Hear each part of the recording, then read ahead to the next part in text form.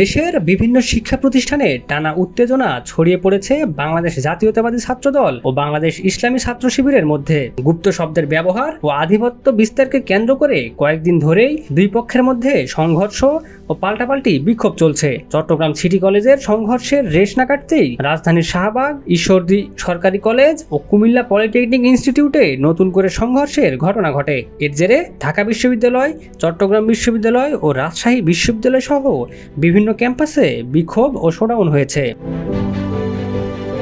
এ বিরোধ গড়িয়েছে জাতীয় রাজনীতিতেও। অভিভাবক সংগঠন বাংলাদেশ জাতীয়তাবাদী দল ও বাংলাদেশ জামায়াতে ইসলামী নেতাদের মধ্যেও এ নিয়ে উত্তেজনা তৈরি হয়েছে এবং বিষয়টি সংসদেও আলোচনায় এসেছে। সর্বশেষ পাবনার ঈশ্বরদী কলেজে দুই পক্ষের ধাওয়া পাল্টা ধাওয়া ও সংঘর্ষে বেশ কয়েকজন আহত হয়েছেন। এছাড়াও উভয় পক্ষই একে অপরের বিরুদ্ধে হামলার অভিযোগও তুলেছে। একই দিনে শাহবাগে অবস্থান কর্মসূচিকে কেন্দ্র করে ডাকসু নেতাদের উপর হামলার ঘটনা আরও উত্তেজনা বাড়িয়ে তুলেছে। বিশ্লেষকদের মতে এই সংঘাত মূলত মতাদর্শের নয়, বরং ক্যাম্পাসে প্রভাব বিস্তার ও নিয়ন্ত্রণ প্রতিষ্ঠার লড়াই।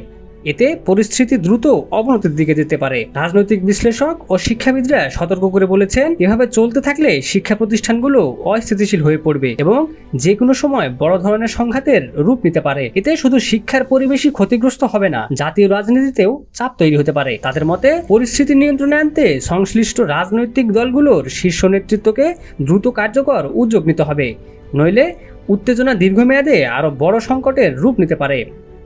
Desk report, news flash 71।